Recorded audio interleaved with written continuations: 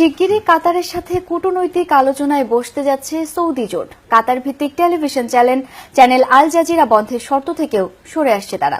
বৃহস্পতিবার এমন ইঙ্গিত দিয়েছে সংযুক্ত আরব আমিরাত।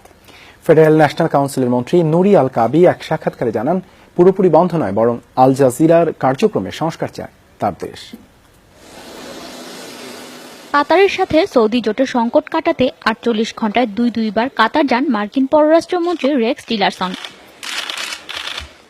সংকট সমাধানে সৌদি আরবেও ধর্ণা দেন মার্কিন পররাষ্ট্রমন্ত্রী।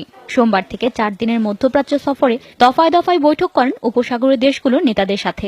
উল্লেখযোগ্য সমাধান না এলেও সরাসরি আলোচনার উপরই জোর দেন টিলারসন। তবে সংকট সমাধানে মার্কিন পররাষ্ট্রমন্ত্রীর পক্ষপাতদুষ্ট আচরণ নিয়ে ক্ষুব্ধ বিশ্লেষকরা।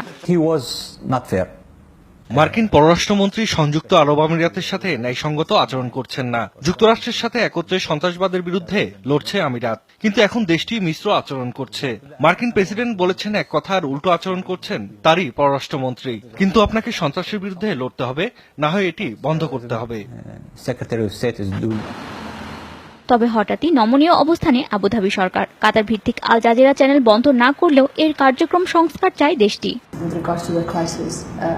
কাতারকে দেয়া শর্ত আল জাজিরার বন্ধের দাবি থেকে কিছুটা নমনীয় সংযুক্ত আরব আমিরাত। এটি পুরোপুরি বন্ধ না করলেও এর কার্যক্রমে সংস্কার আনতে হবে। সন্ত্রাসীদের মত প্রকাশের সুযোগ বন্ধ করতে হবে। আমরা আর কোনো উত্তেজনায় যেতে চাই না। কূটনৈতিক আলোচনার মাধ্যমে সমাধানে আগ্রহী সৌদি জোট। অবশ্য আরব আমিরাতের নতুন দাবি প্রত্যাখ্যান করেছে কাতার ভিত্তিক গণমাধ্যমটি। এক বিবৃতিতে আল জাজিরা জানায়, স্বাধীনভাবে সংবাদ প্রকাশের নীতি থেকে কখনোই সরবে না তারা। এ ব্যাপারে বিদেশি হস্তক্ষেপ গ্রহণযোগ্য নয় বলেও হুঁশিয়ারি দেয় আল জাজিরা। হাসিনুস সাবা, যমুনা নিউজ।